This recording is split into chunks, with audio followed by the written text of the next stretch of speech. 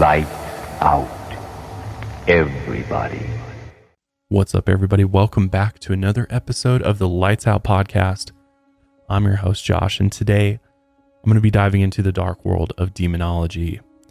In a previous episode, I know I'd mentioned that one day I'd like to cover demons on a deeper level, specifically looking at what demons mean to other cultures and religions. They have different names, they have different origin stories, and so today I'm going to be taking a look at several different cultures and religions and what demonology means to them, because it is very interesting how it varies per religion, and some of these demons have been passed down for thousands and thousands of years, and there's several possession stories I'm going to be covering today related to those specific demons, which I think a lot of you will find very interesting.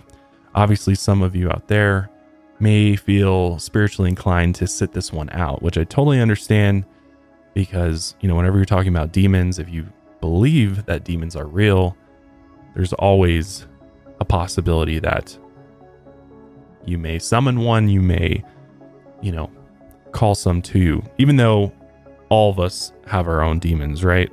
I mean, we all deal with things that I like to call our demons. And so this is a more of a spiritual aspect to the demon issue. But before we get into today's episode, I wanted to mention that one way you can support the show that's absolutely free and would mean a lot to me is by going to Spotify, finding Lights Out, and hitting the follow button, as well as checking out the show on TikTok at Lights Out Cast. If you give us a follow there, that would mean a lot to me. But this episode of the podcast is brought to you by Lomi, Green Chef, Skylight Frame, and Private Internet Access. So I'm going to begin our demonology journey by looking into Jinn. So most of us know what a genie is, right? They become popular in the Western world through movies like Aladdin and Kazam. Usually you rub a magic lamp and then a smoky spirit comes out and promises to grant you 3 wishes. In many stories involving genies, the deal that's made isn't always what it seems, and the user ends up worse off than before, or even dead. But the modern day genie is nothing compared to the true lore of its ancient legend, as the word genie comes from the Arabic word jinn. These are demons that have roamed the earth for thousands of years, and their history is mostly tied to Islamic myth and folklore, but their origins are believed to predate Islam. Some believe they originated as evil spirits living in the barren desert and in unclean places, as they often took the form of animals to disguise themselves. Others think that they were originally pagan deities, and they were born of smokeless fire long before the creation of humanity. There are a handful of different descriptions of jinn. Most of the time, they're hard to describe because they're invisible or shapeshifters. Some are seen as dogs or serpents. Others are smoke clouds and lightning. Some accounts say they're giants, and their bottom half is made of smoke, or others are massive winged creatures made of fire. But one of the most terrifying forms of jinn is known as pollies. Pollies walk on 4 long skinny limbs and are known to crawl on top of people in their sleep. People who experience sleep paralysis often feel a dark creature on top of them, holding them down. And many believe that the cause of this is a result of the pollies demon. Once they're on top of you, they then drain their victim's blood by licking the soles of their feet. Another terrifying jinn is the Silat, or the she-ghoul. They're the smartest shape-shifting jinn, and they often disguise themselves in human form, so you'll never be able to tell if a jinn is walking among you. In Islamic tradition, the word jinn is used to refer to almost any supernatural creature, but it can also be used for a specific creature. They are like demons, and they can be evil, but other times they are friendly and helpful after being summoned by sorcerers. And even though they are considered lesser gods, they aren't immortal or invincible. There have been legends of armed men being able to kill jinn, but it's not easy, as jinn can shapeshift and many turn invisible, so fighting them is nearly impossible. These spirits are also spreaders of disease and mental illness, and since they can turn invisible, their victim won't even know what happened. One of the earliest references of jinn appears in the story of Solomon. He was a prophet of God and was given many gifts, including the ability to speak to animals and jinn. At that time, Jinn were seen as creatures of nature. So because of these abilities he was able to round up the Jinn and get them to help build the first temple in ancient Jerusalem. In the Quran, the Jinn are mentioned 29 times. Most of them are mentioned in the 72nd chapter titled Al-Jinn, which translates to the Jinn. But Islam is a religion that believes in only one true God, so Jinn are seen as lesser spirits and not gods. They're basically on the same level as humans, but they have supernatural abilities. And they are able to exist between two realms, this realm and the spectral realm. In the Quran, the Jinn are divided into three groups. There is the flying Jinn, shape-shifting Jinn, and Jinn that roam the earth like humans do. They are believed to be entities that exist in a plane of reality that is invisible to humans, kind of like angels and demons. But not every Jinn is high up on the spiritual ladder. Some are believed to be similar to humans. When they were first created out of the smokeless fire before the first humans ever walked the earth, they were faster and stronger. But they were similar to humans in a few ways, as they still needed to eat and sleep, just like a human being. At the end of their life cycle, God either sentenced them to heaven or hell depending on how they lived. And during their existence on earth, they lived in tribes. Each one was created by a different mixture of fire.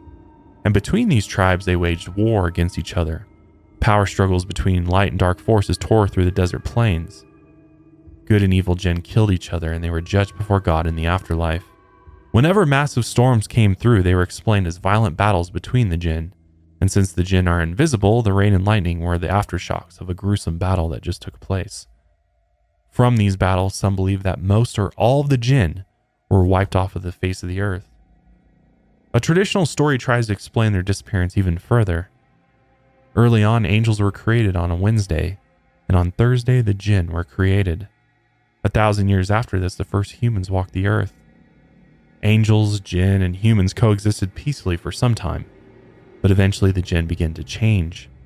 Violence and corruption infected them.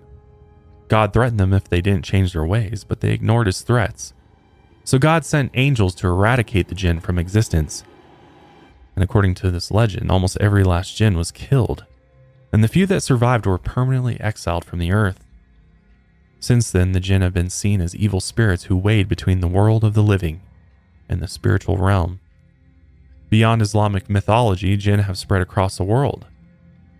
In the country of Morocco, exorcisms are performed when someone is possessed by a Jinn. But they won't possess just anybody. They specifically target vulnerable people, as they find people with tired souls and take control of them. This could mean that they were depressed or unstable, and the Jinn would be ready to take control. In some occasions, these exorcisms could become so violent the victim would actually die. On August 5th, 2004, a 23-year-old woman named Latifa Hakmi went through with an exorcism. Her family thought a Jinn had possessed her. She had become depressed and couldn't become pregnant, so her family thought an evil entity had taken control of her body. She went through month-long sessions in her home in Belgium, and these sessions were intense. They involved physical beatings, and they forced her to swallow holy water. They only fed her 2 spoons of yogurt every day, and they kept a pair of headphones over her ears playing verses of the Quran on repeat. This whole process was believed to scourge the demon out of her body. But in the end, it became too much. When her husband called emergency services, they entered the home where there were 2 self-appointed exorcists, the victim's husband and 3 female members of a radical Muslim group. They found Latifa on the floor. Her skin and lips were blue. The husband claimed she had been feeling sick and that she had died of natural causes, but it was obvious there was something else going on. When they actually performed an autopsy, bruises covered her body and water filled her lungs. They'd actually forced her to swallow gallons of holy water, shoving their fingers down her throat and bathing her in steaming hot water, as well as beating her with wooden sticks. Literally, after hours and hours of torture, she had finally succumbed to her wounds. The 6 people involved, including her husband, were all charged with murder, which rightfully so. Whether or not she was really possessed by a Jinn or not was up for debate. But the modern fear of Jinn is still real. And people have gotten so caught up in the jinn's demonic abilities that they've tortured and killed their own loved ones.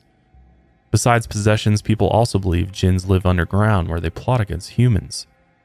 The only reason they surface in the living realm is to wreak havoc and spread disease. But they're mostly known to target people who mistreat others. And their most common terror tactic besides possession is kidnapping children who misbehave. So this way the jinn can be used as a way to get people to behave. Or else the jinn will ruin their life. Over time, the jinn became known as genies to the Western world. Their stories were collected in a book known as 1001 Nights that collected Eastern folktales from the 8th century to the 14th century. One of the most popular stories was Aladdin and the Wonderful Lamp. In this story, Aladdin is similar to how he's depicted in the Disney movie. He's a young, mischievous guy living on the streets. A mysterious man finds Aladdin and he claims to be his long-lost uncle. He introduces himself as Mustafa, the tailor. The strange sorcerer convinces Aladdin and his mother that he wants to help them financially. But before he helps them, he needs a favor. He tells them about a hidden cave. And inside this cave, there's the most incredible oil lamp in all of the land. If Aladdin can retrieve this lamp, his uncle promises him and his mother that they will have all the riches in the world and they'll never be poor again. But there's a catch. The hidden cave is ridden with magical booby traps. Mustafa wouldn't dare try to enter it alone because he knows it's too dangerous. So he persuades Aladdin to go find it with him. He also gives Aladdin a magical ring to protect him. But once inside the cave, Mustafa abandons him, and Aladdin finds himself alone, trapped inside. By accident, Aladdin rubs his hands together, and when he rubs the magical ring, a genie pops out of the ring.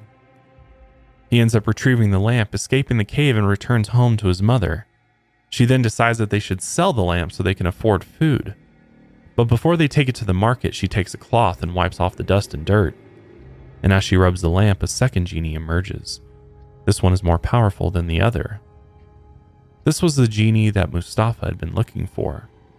And with the genie's abilities, Aladdin quickly becomes a rich and powerful man. He ends up marrying the Sultan's daughter.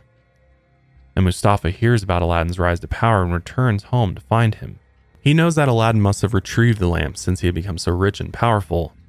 Mustafa finds Aladdin's wife and corners her. He tricks her into handing over the magical lamp. His first command to the genie is to take Aladdin's palace and everything he owns back to Mustafa's homeland. And when Aladdin finds out what's happening, he summons a lesser genie from the magic ring. But the genie tells him he can't undo the magic of the other genie. The only thing he could do was teleport Aladdin to Mustafa's home, where he had taken all of his belongings. Once there, Aladdin sneaks into the palace, finds Mustafa, and cuts him down with a sword. He then commands the more powerful genie to return his palace to where it originally was. But Mustafa's older brother had witnessed what had happened, and he promised to avenge his brother. Through magic, he transforms himself into an older woman and sneaks into Aladdin's palace. But the powerful genie sees through his disguise and tells Aladdin what's going on. The man is quickly captured and dragged to a courtyard and beheaded for trespassing. In the end, Aladdin becomes the sultan of the land, and he never has trouble with evil sorcerers ever again. This story is still one of the most popular stories that involve Jinn. Throughout history and pop culture, Jinn have been explained in dozens of different ways. Depending on what part of the world you're in, you'll get a different version. In Persian mythology, Jinn live in their own land called Jinnistan. Their capital was Bright City of Jewels, and when they left their own realm, they came to haunt the human world. They usually terrorized the deserts, rivers, wells, and marketplaces. Getting permission from the local Jinn to draw water from a well or enter an unknown area became common. And locals feared that if the Jinn became upset, they'll poison the local water and crops. Those beliefs and practices involving Jinn are mostly found in Muslim regions around the world. But many believe Jinn can be found anywhere, and they might curse you with severe sleep paralysis or crippling mental illness. So for the longest time, I've wanted to try out composting. But if you know anything about composting, there are some required steps in order to get a composting bin going. Plus, my big thing is I just have never really had a good place to keep a composting bin. But that all changed when I got a hold of a Lomi. So a Lomi allows me to turn my food scraps into dirt with the push of a button. Lomi is a countertop electric composter that turns scraps to dirt in under 4 hours. There's no smell when it runs, and it's really quiet. What I really love about the Lomi is that the device itself actually looks nice on top of my counter. It doesn't look out of place along with my other countertop appliances. So when I'm making dinner, all my food scraps, peels, things like that, I can just throw right into the Lomi. In just a few hours, I have really, really nutrient-rich dirt that I can use to feed my plants. Not only that, thanks to Lomi, I have way less garbage each week, which is amazing. So obviously, if you're not throwing out as much garbage, that means it's not going to landfills and producing methane. Instead, I'm turning that waste into nutrient-rich dirt. So if you want to start making a positive environmental impact or just make cleanup after dinner that much easier, well, Lomi is perfect for you. Head to lomi.com/lightsout and use promo code lightsout to get $50 off your Lomi. That's $50 off when you head to lomi.com/lightsout and use promo code lightsout at checkout. Food waste is gross. Lomi is your solution. With the holidays just around the corner, Lomi will make the perfect gift for someone on your shopping list. So moving on to the next historical demon on our list is a being that came from Hindu and Buddhist mythology. They're called Asuras. And unlike the Jinn, they are rarely helpful or friendly. They are known as power-hungry demons who are lustful and known for unstable mood swings. In Buddhism, their name is sometimes translated to demigod or anti-god, and their appearance matches their reputation. Asura's skin are often dark red or bluish green, and it's poisonous to the touch. They have 4 to 6 arms that come out of their torso and 3 heads that come out of their neck. Each face on their head point into a different direction, so they have a 360-degree view of their surroundings. They often wear beautiful clothes like silk skirts with gold sashes. Gold bracelets cover their arms and heavy jeweled necklaces hang from their necks. Sometimes they wear elaborate helmets, like they're going into battle. They're stronger than humans, but compared to the other gods, they're at the bottom of the totem pole. Many stories about these demons involve the quest for immortality. Many were obsessed with finding an elixir for eternal life. And in mythology, Asuras and Devas were once children of the great celestial god, and they had promised each other if one of them found it, they would share it with the others. But the Devas ended up breaking their promise. Once they found the elixir of eternal life, they kept it for themselves, and now the Asuras are mortal forever. This gives them all inferiority complexes. They're jealous of the other gods and they're easily humiliated, which makes them unstable. In one myth, a god named Sakura was a ruler of heaven. Eventually, he became the ruler of the earth. The Asuras celebrated his rise to power by partying and getting hammered on strong liquor. While the Asuras were wasted, Sakura ordered them all to be removed from his presence. Later, when the Asuras sobered up, they felt so disrespected that they had been removed from the party that they waged a violent war against Sakura. This showed how emotional and unstable Asuras can be, and they often let their emotions control them. But supposedly their strong emotions also make them incredible lovers and extremely devoted in religious practices. They won't hesitate to perform blood sacrifices to the higher gods or go on violent pilgrimages for their faith. Since they're low on the totem pole of gods and extremely unstable, they're willing to do almost anything to try and prove themselves. In Hindu mythology, they are separated into good and evil groups. Those that do good deeds have the chance of being promoted to the next higher god, but their short temper and unstable moods usually prevent them from doing good. The Buddhists consider them as one of the 4 unhappy births. This means that if you're reincarnated as an Asura, it's just as bad as reincarnating as an animal. The only bonus is the power that comes with it. Unfortunately, their powers are unstable as their emotions, though. They can fly, change shape, cast spells, and turn wild animals into personal slaves. Depending on their mood, they can perform miracles, or they can bring destruction and death to their surroundings. The Asura females, called Asuri, are known for charms they can use on plants. One legend says that Asuri once created a plant that cured leprosy and a powerful love potion with herbs. With their powers, the Asura have been popular through Hindu and Buddhist mythology, and one of the most famous stories about the Asura is the story of Shiva's son, Anhaka. The story begins with Shiva meditating on top of a mountain. Shiva is a very powerful Hindu god, and he could understand much of the universe through his third eye. While meditating, his wife Parvati snuck up behind him. She reached out and covered Shiva's eyes with her hands. This caused the whole universe to turn black with darkness. And as she covered his eyes, his sweat began to ooze through her hands because his powerful third eye was overheating. The sweat poured between her fingers and fell to the ground in front of them. The sweat then oozed and churned until it was turned into a mangled-looking boy who was completely blind. Shiva's wife was horrified about what they had just created. But Shiva said that this was now their son because he had been born from their physical contact. They named him Anhaka.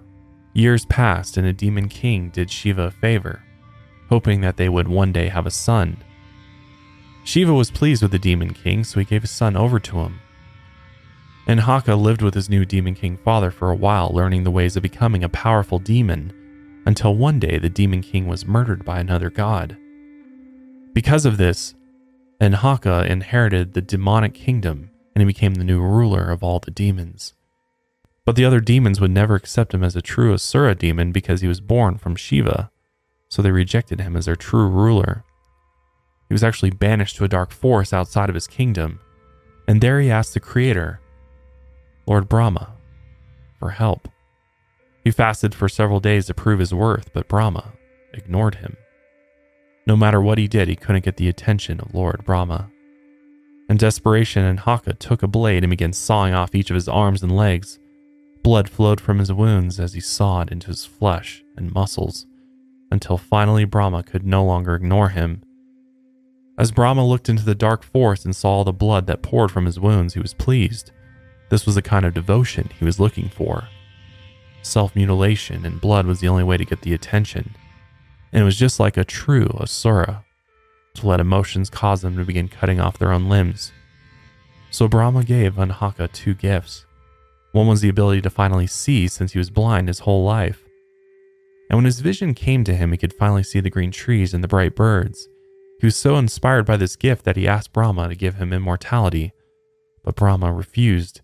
He said that every living thing must eventually die, but he would allow him to choose the conditions of his life when he died. So Anhaka told him he wanted a beautiful woman that would be like a mother to him, and once he had that, he could die happy, as he had been lonely his entire life, and the other demons judged him for not having a beautiful woman. So Brahma agreed. Anhaka spent the next few years reclaiming the demonic kingdom. He murdered anyone who got in his way. And when he got enough power, he even began controlling parts of heaven. He became so powerful he was feared all over the world, and once he controlled his kingdom, he bragged to the world that no one could match his strength or his wealth. He had everything except for one thing. He still didn't have a woman. He traveled through his kingdom with his army looking for a beautiful woman. He came to a mountain and decided to rest there for the night. Some of his troops scouted the area and came back to report what they had found. Supposedly, they found an old hermit in a cave, and with him was a charming, beautiful woman. Anhaka ordered them to bring him the woman, but the hermit refused to let her go. So Anhaka went to the cave himself to fight the hermit. He figured it would be an easy battle, but he was met with a massive army. And this battle became a war that lasted 500 years. Countless dead bodies rolled off the mountaintop. Centuries passed and other gods joined in. He waged a 500-year war so that he could finally get a beautiful woman that was like a mother to him. In the end, he thought he would win. But he didn't realize that the woman in the cave that he was fighting over was actually his own mother, Parvati. He had never seen her with his own eyes since he was blind when he was a child. But the fight continued. Eventually, Shiva came to battle his own son. He took up his trident and stabbed Anhaka over and over again, but his son wouldn't die. Every time his blood fell from the wounds and reached the ground, new copies of himself appeared. So Shiva told his servants to drink the blood before it touched the ground. As he stabbed his son over and over, the servants latched onto Anhaka and sucked up the blood that flowed out of his wounds, until finally he fell to the ground and died, and Brahma's promise was kept. He told Anhaka he would only die until he had a beautiful woman who was like a mother to him. In the end, he had his beautiful mother all along. For all Asuras, their journey ends in death. They will always be lesser gods and their power is always limited, but this is what makes them dangerous. They're always trying to prove themselves by committing the most violent crimes, waging 500-year wars or mutilating themselves until other gods take notice. With the holidays just around the corner, I've got another amazing gift idea for you. It's called Skylight.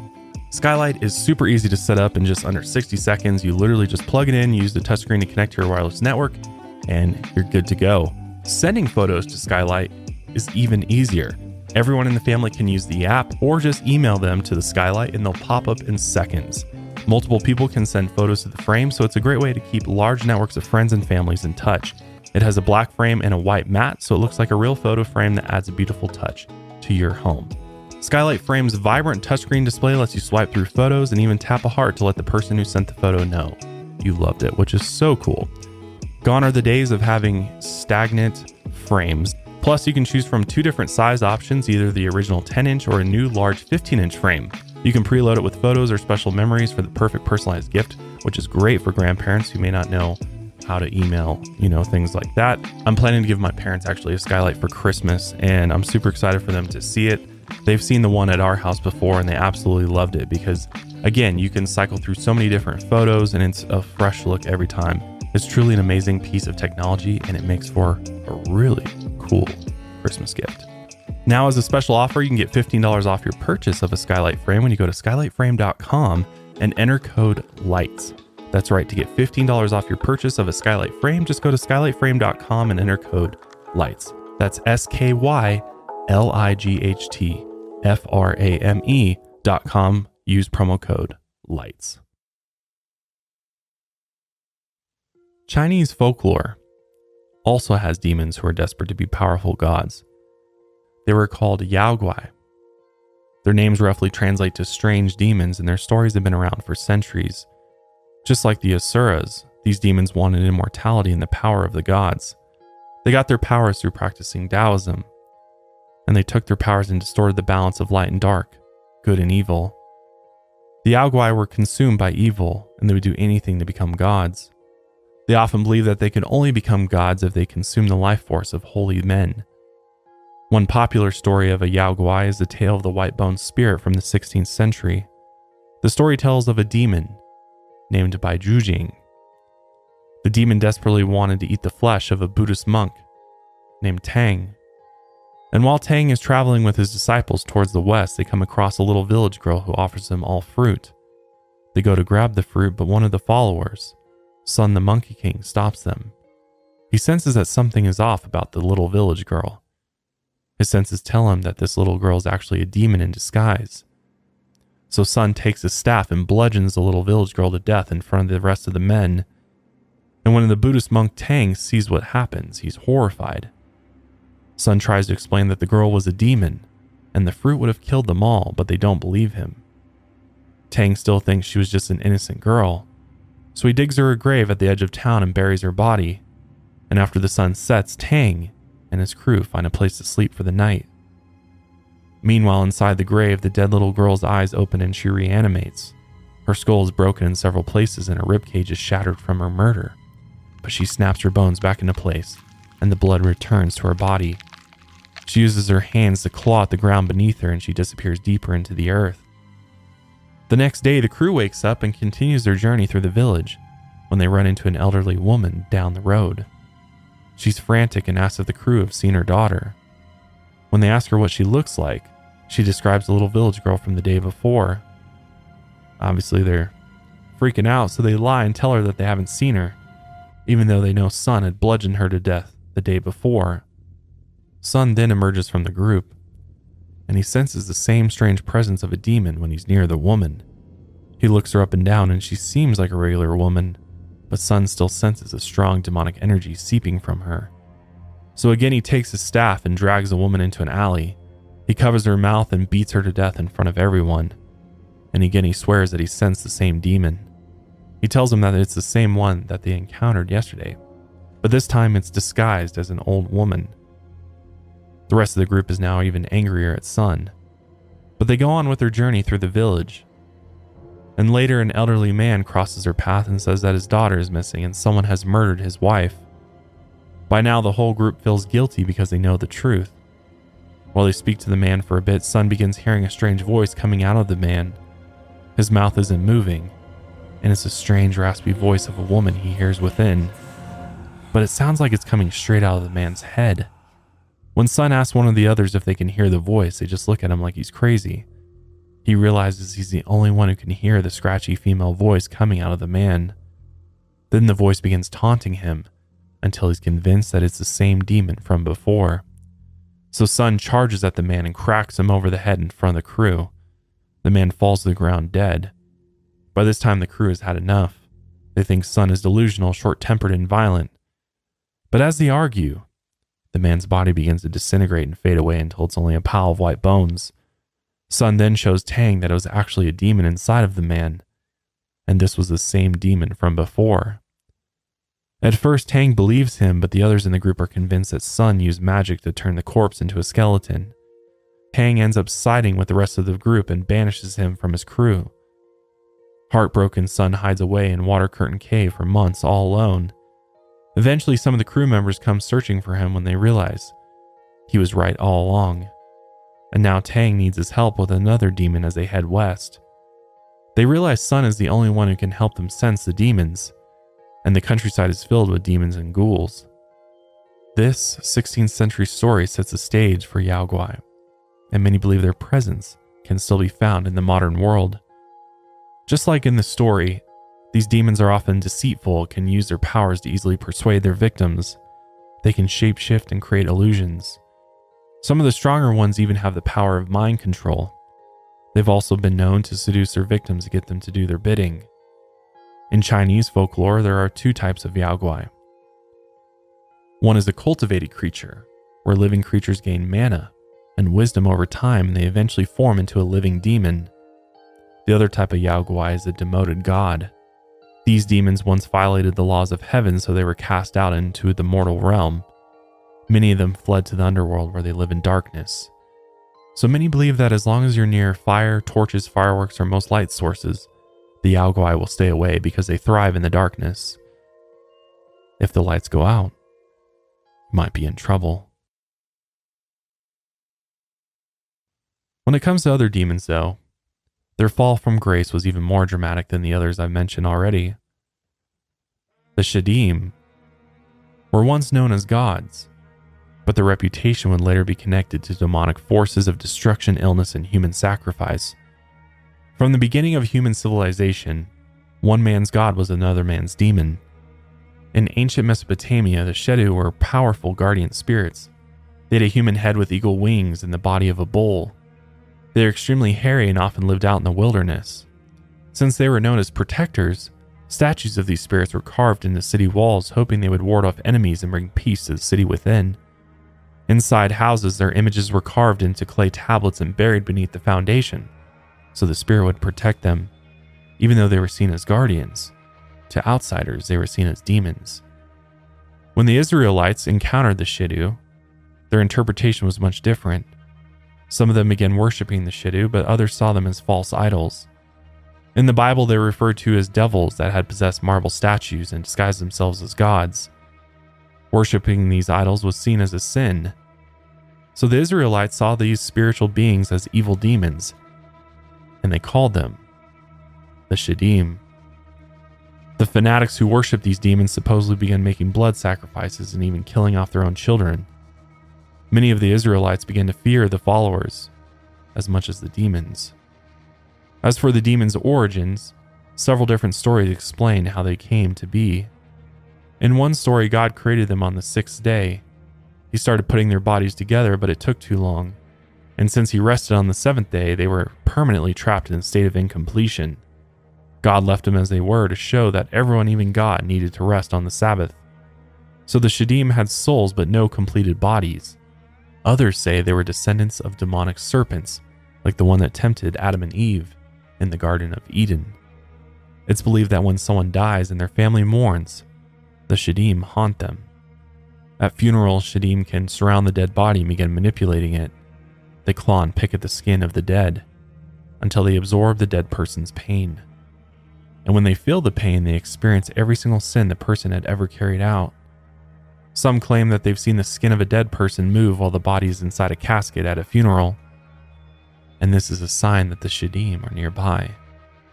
There's a belief that if a few people dance around the body in a circle and recite a prayer, you can ward off the demons. If they stick around, they can leave the deceased body or others nearby with grotesque deformities. Another origin story suggests that the Shadim are actually descendants of Adam's first wife, Lilith. And Lilith was a primordial she-demon. She first appeared in Mesopotamia folklore as a storm demon, and her name has a root in the Semitic word meaning night. She would later become known for terrorizing young children and women in childbirth. According to one story, Lilith was created from the earth just like her husband Adam. She was created as an equal, but Adam expected her to obey at all times. One night during sex, Adam commanded her to lie beneath him, but she refused. She eventually grew tired of the marriage and left Adam in the Garden of Eden. She'd rather be independent out in the wilderness. Now an outcast, she began communicating with demons that live beyond the garden. Lilith began living with them and took the shape of a humanoid serpent demon. She then vowed to become a predator of infants and pregnant women, especially Adam's new wife, Eve.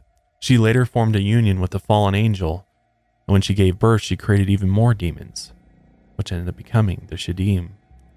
Today, she still roams the earth, giving birth to more demons and looking for more victims. She typically disguises herself as a pretty young woman and charms her victims. If she's not disguised, she spends her time as a naked woman bound by large snakes in the middle of a pitch-black forest. With other demons, Lilith promised to plague humanity. She mostly haunts pregnant victims in the middle of storms, which got her the nickname Screeching Owl and the Night Monster. If a storm passes through, watch out for Lilith, as she disguises herself as a charming woman because this is when she causes pregnant women to miscarry. Some also believe that Lilith can disguise herself as a modern nurse and steal newborns from hospitals. Sometimes she will take the child to a secluded place and transform into a humanoid wolf before tearing the child apart with her teeth. I'd like to thank Green Chef for sponsoring today's episode. Green Chef is now owned by HelloFresh, and with a wider array of meal plans to choose from, there's something for everyone. It's great for those who want to live a very healthy and active lifestyle, and maybe you have a particular lifestyle that you try to follow, whether it's keto or paleo, vegan, vegetarian. Well, Green Chef is for you. Green Chef actually just expanded their menu. Now choose from 30 recipes weekly with the option to mix and match meals from different dietary preferences in the same box without changing your plan. So that means you can have vegan one day and maybe keto the next. And now they're offering more customization than ever before. So in addition to just swapping out proteins in a meal like chicken, beef, or salmon, you can now get USDA certified organic ground beef, USDA certified organic chicken, and wild-caught sockeye salmon. Everything is shipped right to your door. Everything's pre-portioned, and the recipes come together in under 30 minutes. Cleanup is a breeze. Green Chef is also the only meal kit that is both carbon and plastic offset. They offset 100% of their carbon footprint, as well as 100% of the plastic in every box. And best of all, when you use Green Chef, you're reducing your food waste by at least 23% versus grocery shopping. So check out Green Chef today and go to greenchef.com/lightsout599 and use code lightsout599 to get $5.99 per meal on your first box, and your first box ships free. Again, go to greenchef.com/lightsout599 and use code lightsout599 to get $5.99 per meal on your first box, and your first box ships free. But Lilith isn't the only she-demon in ancient folklore. One of the most popular female demons comes from Japanese history, and they're known as the Yukiona. These spirits, or yokai as they're known in Japanese folklore, are often seen as pale women dressed in white. The Yukiona has the power of ice. She goes by many names like the Snow Witch, and her skin is as cold as ice. It's said she has deep violet eyes and long black hair, and she feeds off human life force by sucking it out of her victim's mouth and into hers, freezing her victims in the process. And since she looks human, she can then blend in with the others after she kills. She can even live among humans, fall in love, and get married, but she will never age. Eventually, her heart is always broken when her lover gets older and dies, so she tends to live deep in the mountains alone. And while she hides out in the snowy forest, she preys on weary travelers that get lost or stray from the main path. She usually appears on January 15th, which is known as Little New Year's in Japan, and she leaves on February 1st. In one legend, a young man named Minokichi crosses paths with a strange woman in the mountains. Years ago in a small town, he ran an inn with his father, Masuka. They are out in the snowy mountains heading back into town after a long trip. It was the middle of winter and a blizzard began rolling through. They would never make it through the storm, but luckily they found a small hut just off of the road where they took refuge. Local hunters often used it as a shelter during the hunting months, but it was abandoned now. When they got inside, they used the last of the spare firewood to heat up the shelter. They planned on staying through the night until the blizzard passed, so they got out their bedrolls and rested near the fire. As they slept, Minokichi woke up in the middle of the night. He could feel snowflakes falling on his face, which was strange since he was inside. He also noticed everything was quiet and still. It almost felt like time had stopped. He turned over to look at his father sleeping, and near his head he saw a figure kneeling in the dark. The figure had long black hair that draped over their face, and they wore a white kimono. When she pushed her hair to the side, she was the most beautiful woman he had ever seen. Snow lightly fell on her shoulders, and her eyes began to burn bright violet as she looked down at his sleeping father. In the dark, she reached out her hand toward his father, and when she made contact, his father woke up. He gasped and shivered like he had been dunked into a freezing bath. In the faint light of the room, his skin began turning blue. A look of panic came across his face as he turned completely white, and with one last breath, he fell back down to the floor, dead. In the blink of an eye, the woman teleported across the room and was now kneeling beside Minokichi. He felt her cold breath on his skin and shivered. She lowered herself over him and began whispering into his ear. She said that she was Yukiona, the Snow Witch. She was tempted to freeze him and suck out his soul, but she decided to spare him because he was a good-looking man. She then said that if he ever told anyone about what happened, he would meet a fate worse than death. She told him to swear on everything he held dear that he wouldn't say a thing. As he looked over at his dead father, he knew this wasn't just an intimidation, so he swore that he would keep this a secret. She then faded out of sight and the blizzard stopped. The sky cleared and the snow began to melt. So he packed up his things and returned to the village. They eventually recovered his father's body and gave him a funeral. His father was one of several people who had been killed by the freezing cold that year. And as the brutal winter passed, Minokichi returned to his work at the inn. Years went by, and he grew older. One day he met a beautiful woman named Oyuki, and he offered her work at the inn, and eventually they fell in love and got married. She even helped him co-run the inn. She eventually gave birth to 6 children as the years passed, and her beauty and her youth seemed to stay the same. One winter they decided to take their children on vacation. While they were out in the mountains, a violent snowstorm rolled through. It reminded Minokichi of the night his father died during the snowstorm. But now he began to think that the demon woman he saw that night was only a dream. He believed that his father died simply from the cold, and the woman was just a hallucination from lack of sleep in the freezing weather. On vacation, he took his wife and children indoors and lit a fire to keep them warm. As they all went to sleep, Minokichi and his wife rested next to each other, and the night grew colder and colder. He whispered to his wife that nights like this reminded him of his father and the strange woman all those years ago. His wife rolled over to look at him and said, "What woman?" And so he told her about what had happened that night with the Yukiona. He told her it might have all been a dream or a hallucination of some sort.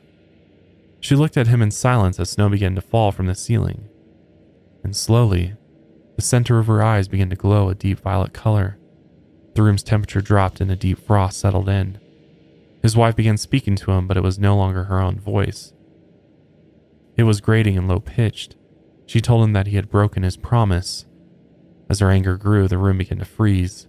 She told him she had to sacrifice his father all those years ago so the town would be saved from a terrible storm where many more would die. Minokichi could feel his life draining as she spoke. It was like his soul was pouring out of his mouth. He could also hear his children screaming through the house as the temperature dropped, and they began freezing to death. As he struggled to breathe, He let out one last breath, saying, "But what about our children?" Suddenly, his life force began to return, and Yukiona stopped to think for a moment. They were her children after all. But she couldn't let Minokichi get away with his betrayal. After a moment of thinking, she spared them all. The warmth slowly returned to the room, and Minokichi watched as his wife's skin began melting and bubbling. Her violet eyes faded to black, and her entire body melted into the bed and evaporated, never to be seen again. Minokichi returned home with his children, absolutely traumatized. Many of the townspeople noticed his wife hadn't returned with him, so rumors began to spread that he had brutally killed his wife and left her body in the mountains. And these rumors haunted him for the rest of his life. He ended up living a very lonely life, and all of his children turned against him, and his inn went out of business, and he never found another woman for the rest of his life, as he feared that every other woman he ever talked to was just going to be the Yukiona in disguise. And my last sponsor for today is Private Internet Access VPN. If you haven't used a VPN before, or you don't know what a VPN is, basically a VPN creates a tunnel around your internet traffic and encrypts it so that those outside can't gain access to it. Not only that, it keeps the internet service providers from seeing what you're doing online, because if you didn't know, if you're not using a VPN at home, your internet service provider can see literally all of the internet traffic that you're creating. And when you're out traveling for the holiday season, you're staying at hotels, or maybe you're visiting cafes and coffee shops, protect yourself, use a VPN. And right now, there is no better or easier VPN to use than Private Internet Access. And what's cool about them is that they do not save any logs whatsoever. They have a no log policy that has been proven multiple times in court. So they are absolutely not collecting any sort of information on you, and they're allowing you to use the internet free and encrypted, which is absolutely amazing. Right now, you can get Private Internet Access with their Black Friday offer of 83% discount for 2 years plus 4 months for free, only with my link, which is www.piavpn.com/lightsout. Again, check it out for 83% discount over 2 years plus 4 months for free, only at piavpn.com/lightsout. So it's clear that all of these historical demons have taken different forms throughout the years, and their stories were passed down before they were ever recorded in written history. Legends have been passed down for generations, and the demons change along with the stories. But even though they're all old tales, many believe there's still truth to them. The exact details might get lost, but their terror keeps making its way through history. From newborns stolen out of hospitals to modern-day exorcisms, these ancient demons might still live among us, and their stories and shapes might change, but their goals of haunting humankind stay the same. I'm going to wrap up today's episode on demons from across the world there. For me personally, going way back to when I was a child, demons have always been something that have haunted me. From maybe age 5 or 6 is when I first learned about hell and the demons that live there, and Lucifer, Satan. And ever since then, I was just absolutely terrified of the thought of demons or hell or burning for eternity and being tortured. It's one of those things that, as much as I'm over it now, it still haunts me from time to time. I'm sure there's many of you out there who have had similar experiences through religion, or maybe just stories that are passed down. I'm curious to know if you have any specific stories from these different cultures or specific demons that maybe I covered today, or maybe some that I didn't cover at all. Whether you believe in demons or not, I think there's one thing that we all can agree on, is that there's good and there's evil.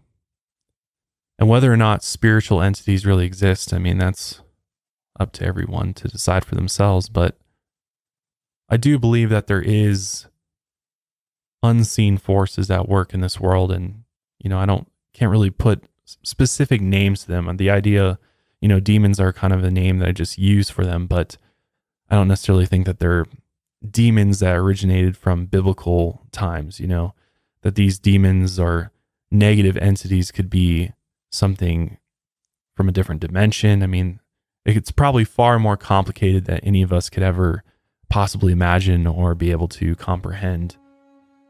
But I do think that there are negative forces at play in this world, and if you reach out to them and you agree to do their bidding, there is a possibility that they can take a hold of you in one way or another.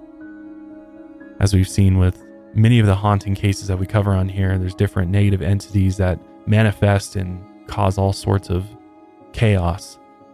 Or even with last week's episode when we covered Sean Sellers. I mean, he literally reached out and offered his soul up. And as a result, it drove him to murder several people and completely destroy his life.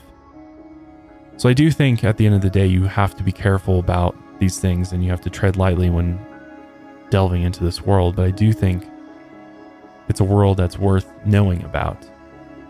That's why I covered it here on Lights Out. There's plenty more where this came from. I could go far more into detail, especially if we looked at exorcisms in general, as well as, how the Catholic Church investigates demonic activity and possession. I would love to one day maybe get an exorcist on the show and interview somebody firsthand who's had experiences with these negative entities, because I do believe that they exist. I just don't know in what form that they actually exist. I don't know if there's any way for any of us to know that. But I want to know your thoughts on today's episode. Let me know in the comments if you're watching on YouTube, or let me know on social media if you believe in demons. And if you don't, why not? Or maybe there's, maybe you take a similar path that I do with them, that you do believe that there's negative entities out there. You just don't know how to describe them or what to call them. But I want to know your thoughts on this one. This one is one that hits close to home for me. So I hope you found this episode interesting.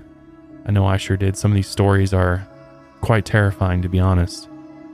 And I just can't believe that they tell some of these stories to young kids, because, man, there's one way to give your kids spiritual trauma. Tell them a story, origin story of some of these demons, man. It's truly scary stuff. But I'm going to wrap up today's episode there. Make sure you're following Lights Out on Spotify, subscribe on YouTube, and all the places. I really appreciate it. Check us out. Check out our merch at milehighmerch.com. But I will see you guys next week. Until then, Lights Out.